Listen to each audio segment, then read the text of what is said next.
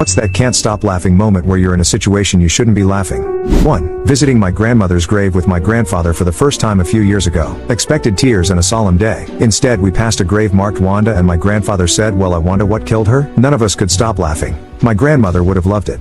2. My mother and father went to a funeral of one of mother's aunts that she was not close to. In fact, my father had never met her. As they stood at the open casket, my father said to my mother, "She just doesn't look like herself again." My father had never seen the aunt before. For whatever reason, this struck my mother as very funny and she started laughing. She held her hands to her face and ran from the casket. Her sisters saw this and thought she distraught and followed her out to console her, where my mother had to explain that she was laughing and not crying and why. She was so pissed at my father it was hilarious. 3. I had this really nice but really awkward physics teacher in high school. He was a large nerdy man but spoke with a lisp and a very soft voice. Imagine the guy from Office Space asking for his stapler. That's how he sounded. One day he is giving his lesson and mid-sentence he goes from this voice to what sounded like Satan himself. "Okay class, please. Deep hell voice, take out your books."